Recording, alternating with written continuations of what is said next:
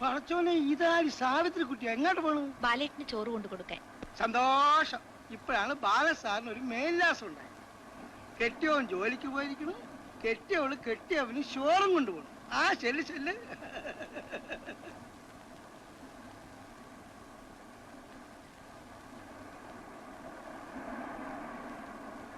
ചോറ്.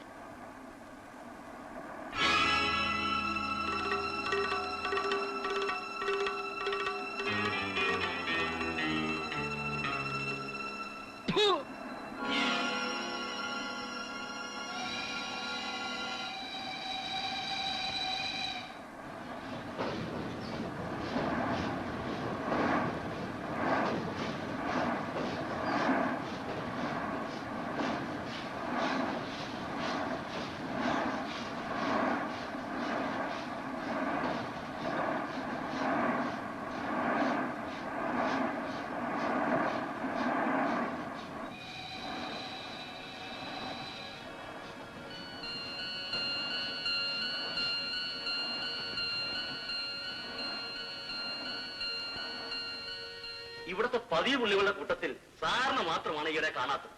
പുതിയതൊന്നുമില്ലല്ലോ, പിന്നെ എന്തിനാ ഇങ്ങോട്ട് വരുന്നേ? അയ്യോ, ഇപ്പോഴുള്ളതെല്ലാം പുതിയതല്ലേ? നീ ദ്രാക്ഷായനെ, അമ്മണി, എലിക്കുട്ടി, ഇങ്ങോട്ട് വരേൻ.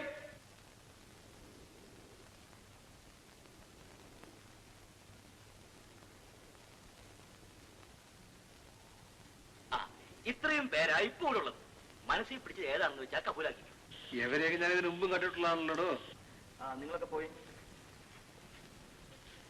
സാറേ, ഹോട്ടലിൽ നിന്ന് ശാപ്പാട് വരുത്തിക്കുന്നത് പോലെ ഇരുട്ട് വാക്കിന് പല മുതലാളിമാരും കാറായി. പറയുന്ന കാശ 8 മണി കഴിഞ്ഞാലേ ഇവിടെ ഒരെണ്ണത്തിനെ കാണത്തില്ല. ശരി, ഞാൻ ഇറങ്ങുന്നു. ഉള്ളത് ഈ പങ്ക് കഴിച്ചിട്ട് പോകുന്നതായിരിക്കും ഭംഗി.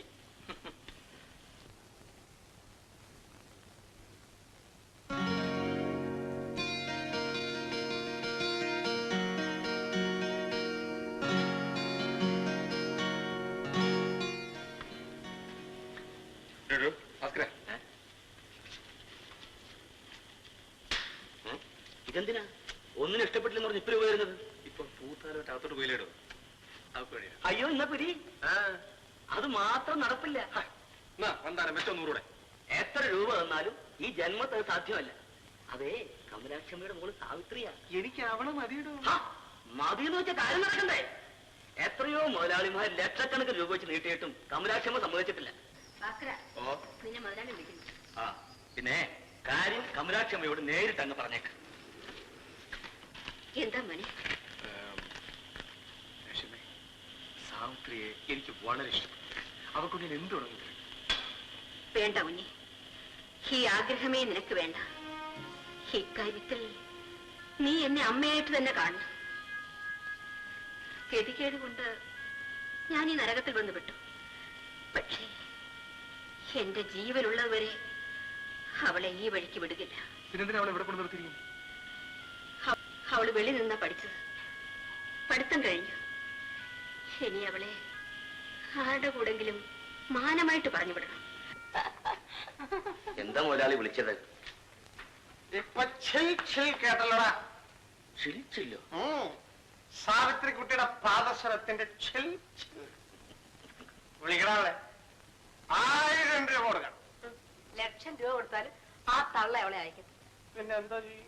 പാമ്പും പഴയതാ മുതലാളി നല്ലത്. 2 പെഗ് കൂടെ അടിച്ചേച്ച് മുതലാളി സരോജനയുടെ മുഖത്തേക്കും നോക്കിയാട്ടെ.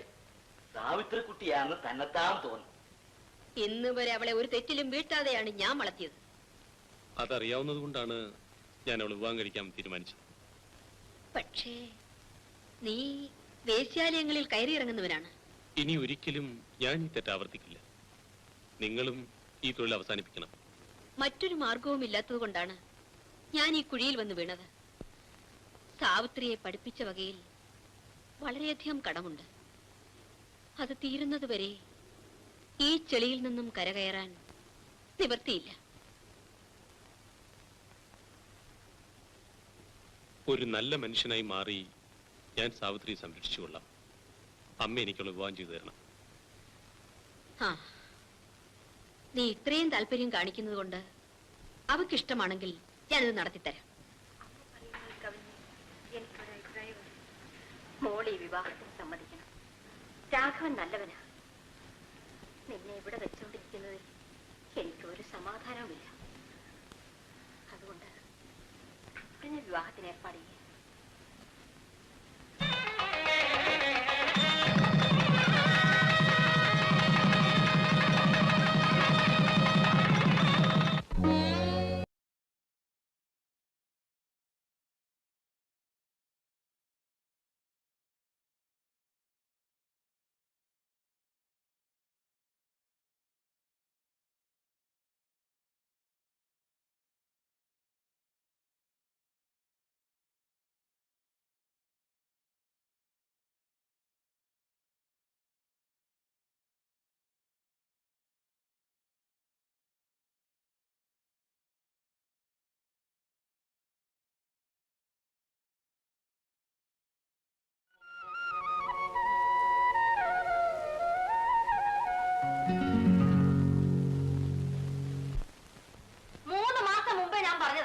എനിക്ക് ഓണത്തിന് വീട്ടിൽ പോകണം. എനിക്കും പോകണം. നിങ്ങൾ എല്ലാവരും കൂടെ പോയാൽ പിന്നെ ഇവിടെ ആരുണ്ട്? നേരാ, നല്ല കളക്ഷൻ കിട്ടുന്ന സമയമാണ്. അപ്പൊ ഇത് കൂട്ടിവിടുന്നത് മഹാഭാവമാണ്. കൂട്ടിയിട്ട് ആകാശം ഇടിഞ്ഞു വീഴത്തൊന്നുമില്ല. ഭാസ്കര, എനിക്കും എന്റെ മോളെ പോയി ഒന്ന് കണ്ടാ കൊള്ളാമെന്നുണ്ടായിരുന്നു. ഈ തൊഴിൽ നടത്തുന്നത് നിങ്ങൾ അവിടെ കയറരുതെന്നല്ലേ രാഘവൻ പറഞ്ഞിരിക്കുന്നത്? നമുക്കിനി ഇതങ്ങ് നിർത്താം ഭാസ്കര. അത് കൊള്ളാം. നിങ്ങൾ മകളെ കെട്ടിച്ചയച്ചു, കടങ്ങളെല്ലാം വെട്ടി, ഇനി നിർത്താമെന്ന്. അപ്പൊ ഞാനീ പെമ്പിളിനെ എങ്ങോട്ട് പോകും? നേരാ കമലാക്ഷൻ, ഏതായാലും നനച്ചിറങ്ങി. ഇനി കുളിച്ചു കയറാം. എങ്ങും പോകണ്ട. ഇനി ഇവിടെ നിന്ന് പോകുന്നത് ചുടുകാട്ടിലേക്ക്. പിടിക്കല്ലേ അതിനെ, അനങ്ങി പോരുത്. ഞാനൊരു ബാല്യനാണ്. ഒരു 3-4-5 ഓഫീസുണ്ട്. എന്നെ അവമാനിക്കരുത്. നീ എന്തിനു ഇവിടെ വന്നു? ഇച്ചിരി ചുണ്ണാമ്പ് മേടിക്കാൻ വന്നതാണ്. റാസ്കൽ, ശബ്ദിക്കരുത്. ഒന്ന് പറഞ്ഞ് മനസ്സിലാക്കി കൊടുക്കടാ. ഇദ്ദേഹത്തെ വിടണം. സ്ഥലമറിയാതെ ആദ്യമായി ഒന്ന് കയറിയതാണ്. യമനെ, ആ തള്ള കടന്നു കളഞ്ഞു. അവളെ കിട്ടിയില്ല. എന്താ ഇങ്ങോട്ട് വന്നത്? അമ്മ ഒരാപത്തിൽ നിന്ന് രക്ഷപ്പെട്ടു വന്നതാ. നിർത്ത്. ആപത്ത് എന്താണെന്ന് ഞാൻ കേട്ടു. എന്നോട് ക്ഷമിക്ക് രാഘവ. എന്നോട് ക്ഷമയൊന്നും ചോദിക്കണ്ട. ഇവിടെ താമസിക്കാൻ പറ്റില്ല. നീ മിണ്ടി പോരുത്. ഞാൻ പൊയ്ക്കോളാം മോളെ. നിൽക്കോ അമ്മേ. ചേട്ടാ, ഞാൻ കാല് പിടിച്ച് അപേക്ഷിക്കാണ്. അമ്മയ്ക്ക് വേറെ ആരുമില്ല. അമ്മ കൂടി ഇവിടെ നിൽക്കട്ടെ. ഇവിടെ താമസിക്കാനോ? ഞാൻ 4 ആണുങ്ങളുടെ കൂടെ ജോലി ചെയ്ത് ജീവിക്കുന്നവനാണ്. എനിക്ക് അവരുടെ മുൻപിൽ തലകുനിക്കാനാവില്ല. ചേട്ടാ, ഇവരുടെ പെറ്റമ്മയാണ്. ഏതമ്മയാലും ശരി, ഞാൻ ജോലി കഴിഞ്ഞ് തിരിച്ചു വരുമ്പോൾ ഇവിടെ കണ്ടുപോകരുത്. ഞാൻ കാല് പിടിച്ച് കരഞ്ഞു പറഞ്ഞത് കൊണ്ടാ ഇൻസ്പെക്ടർ അമ്മ നമ്മയൊക്കെ വിട്ടയച്ചത്. ജാമ്യത്തിൽ ഇറക്കാൻ ഒരു എരപ്പാളി പോലും വന്നില്ലല്ലോ. ഞാൻ ഇനി ആ വീട്ടിലേക്ക് വരുന്നില്ല. ഞാനും ഇല്ല. സരോജിനിയോ? ഞാൻ ചേട്ടൻ പറയുന്നത് പോലെ ചെയ്യും. നീ എങ്ങും പോകണ്ട. ഞാൻ ആ കിഴവിയെ കണ്ട് പണത്തിന്റെ കാര്യം ചോദിച്ചു വന്ന് നിന്നെ കൂട്ടിക്കൊണ്ടുപോകാം. എന്താ? എന്നാൽ വാ, നമുക്ക് ഹോട്ടലിലേക്ക് പോകാം. അമ്മേ, എന്താ മോളെ? വരൂ, കഞ്ഞി കുടിക്കാം.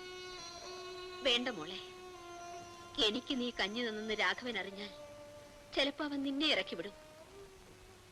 പെറ്റ തള്ളിക്ക് കഞ്ഞി കൊടുത്തോണ്ട് എന്നെ ഇറക്കി വിടുന്നെങ്കിൽ വിടട്ടെ. അമ്മ വരൂ.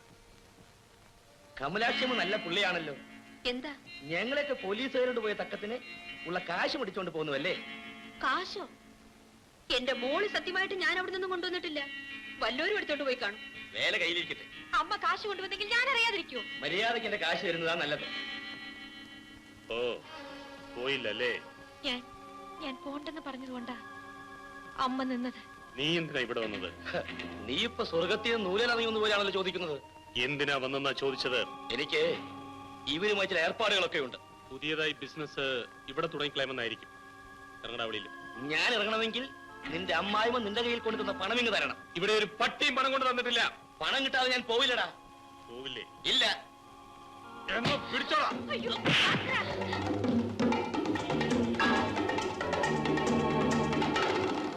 ഇടാ, ഇരുമ്പ് പിടിക്കുന്ന കൈകളാണ്. ഇനി മേലാൽ നിന്നെ കാമ്പൗണ്ടിൽ കണ്ടുപോയാൽ നിന്റെ എല്ല് ഞാൻ ബാക്കി വെക്കില്ല. Bloody rascal.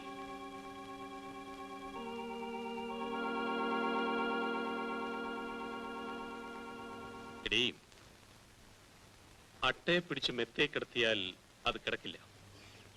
നീയും നിന്റെ ആൾക്കാരുമായി ഇഷ്ടം പോലെ ജീവിച്ചുള്ളൂ. ഏതായാലും എന്റെ കുഞ്ഞി ചെളിയിൽ വളരണ്ട. ചേട്ടാ, ചേട്ടാ.